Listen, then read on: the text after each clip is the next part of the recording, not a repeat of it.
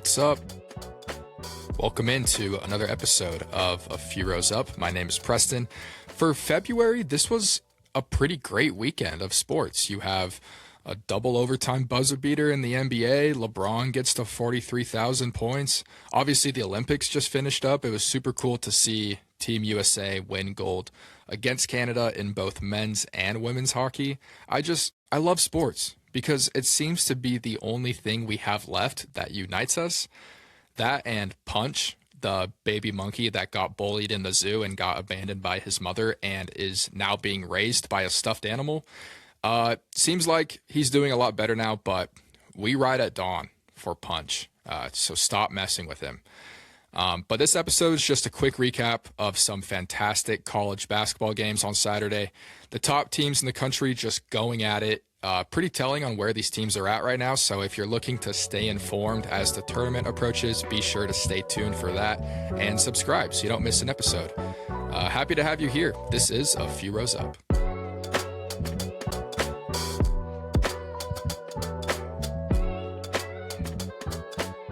Okay, we have 5 college basketball games that we're going to be recapping for you today. Starting us off with Cincinnati against number 8 Kansas. Obviously, these rankings are, by the time that this episode comes out, they're going to be changed, but we're going to be going at it from when the games took place. This is what the rankings were. So, number 8 Kansas, the unranked Bearcats went into Fog Allen Fieldhouse and pulled off the 84-68 upset over the Jayhawks. This is a pretty major upset. It was a rough defensive showing from Kansas. Cincinnati had so many wide open threes. It seemed like Kansas was daring them to shoot, and the Bearcats took full advantage of that, making 12 threes, going 39%. Cincinnati also out-rebounded, out-hustled, and really just beat the brakes off of Kansas in the second half, going on a 20-8 run. Cincy is now 15-12, so not a super impressive record.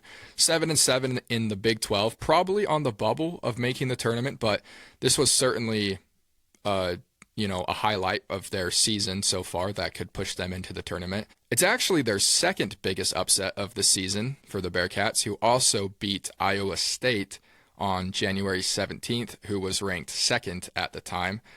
Speaking of Iowa State, they also had a matchup this weekend against the number 23 ranked BYU Cougars. Go Cougs. BYU seemed to have full control of this game against the number 6 Cyclones. BYU actually led for 85% of it. AJ DeBonsa with 29, 10, and 9, 1 assist away from a triple-double, playing all 40 minutes. This was probably his most impressive game of the season, all things considered.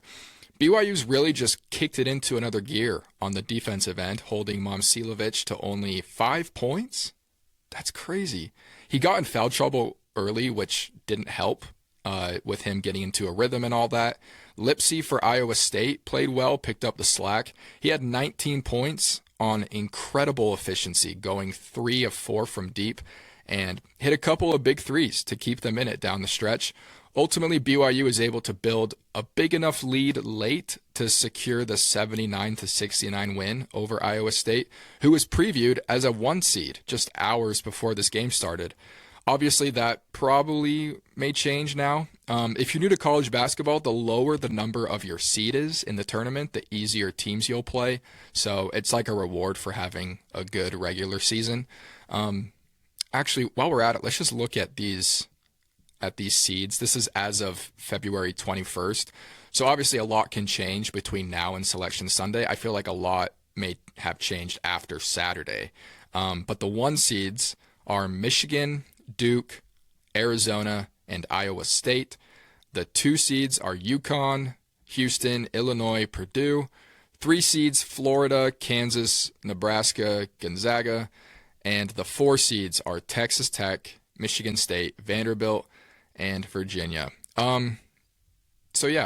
These are like teams that, probably the teams that are going to win the national championship are within these, 16 teams. Let's look back at the 1 seeds for now, because 2 of the 4 actually played each other on Saturday. Number 3, Duke against number 1, Michigan. After a close game throughout, Duke pulled off the win. This was a physical tournament style type game.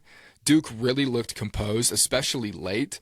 It took a little bit for Cam Boozer to get going in this game due to some early fouls, but he closed the game really well, I thought. I think he went on like a 7-0 run by himself at one point. I don't know if I'm remembering that right, but it seemed like it. He just kind of took over, hit a really big three under 2 minutes. It's just hard to believe how composed these freshmen are right now. As the draft gets closer, I'm going to be doing a deep dive into all of these potential lottery picks, so stay tuned for that. We're talking Cam Boozer, AJ DeBonsa, Kingston Flemings, obviously Darren Peterson, a lot of really great freshmen and a lot of just really great future NBA stars. So it's no secret why you have teams tanking in the NBA right now. You have maybe your next franchise player within the first top 5 picks or 5 or 6 picks or something like that. So just really good stuff. So I'm going to be doing that later on in the season as the draft gets closer. But like I said, yeah, Cam was great in this game. Yaxel Lendelborg for Michigan, another one of the top players in the country, played very well. He sort of had a similar impact in this loss as Lipsey did for Iowa State in their loss. Really efficient, just not as much production maybe. Kind of crazy stat, actually. Duke led at halftime 35-33 in this game, and they actually never trailed for the rest of the game, even though they only won by 5. So it shows a ton of grit by both teams, actually, to keep pace with each other. This could definitely be a Final Four or even championship game matchup. Ultimately, Duke takes this one and defeats the number 1 team in the country. Now let's see how the number 2 team did. Houston took on Arizona.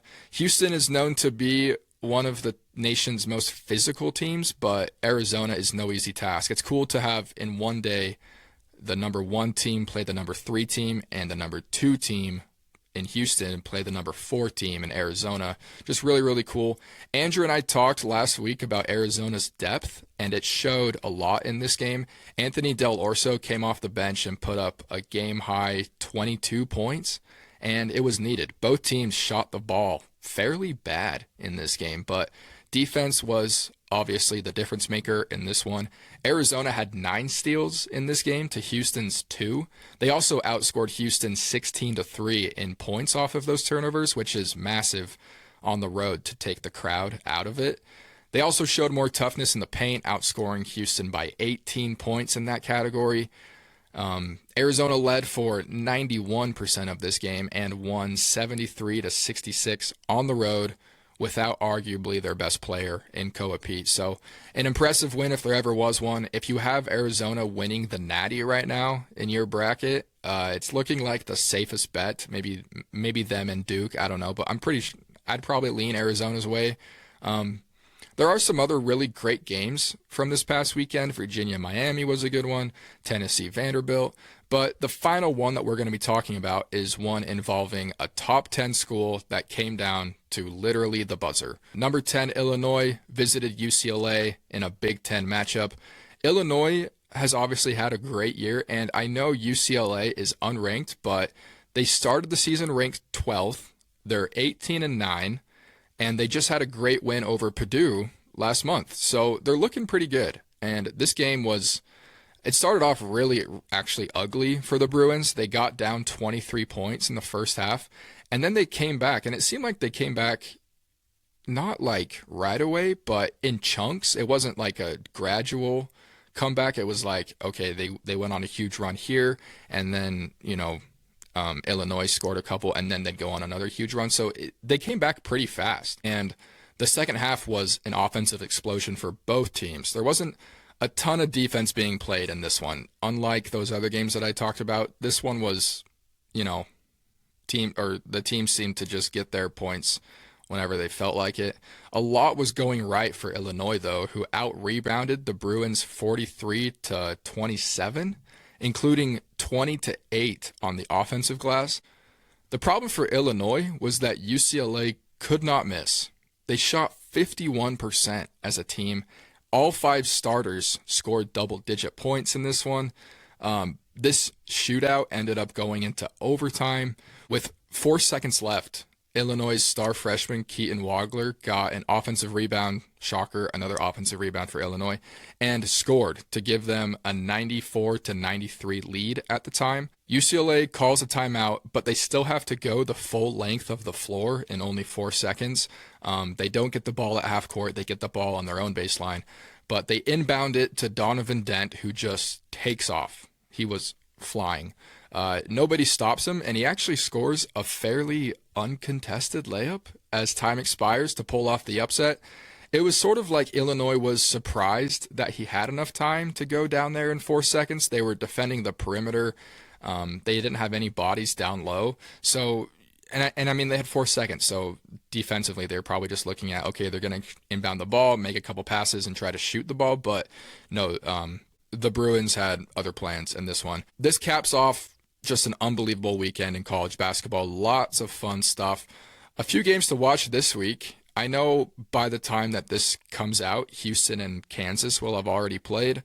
Hopefully that was a good game. I probably lean Houston's way in winning that game. St. John's and UConn should be a good game on Wednesday. What happened to the Big East? These are like the only 2 good teams in that conference now. St. John's and UConn. This is going to be a Big East championship preview. These are the 2 teams that they have potential to go far in the tournament. These are their only teams, quite frankly. So keep an eye out for that one on Wednesday. Michigan State, Purdue on Thursday in what should be a good Big Ten matchup. Another good Big Ten matchup, Michigan and Illinois on Friday. This might be the best game of the week, quite frankly. Saturday, you have another full slate. Virginia against Duke, Kansas against Arizona, Texas Tech against Iowa State, Arkansas against Florida, Gonzaga against St. Mary's. That's all I have for you today. Thank you so much for tuning in. Enjoy some college basketball, and I will see you next time.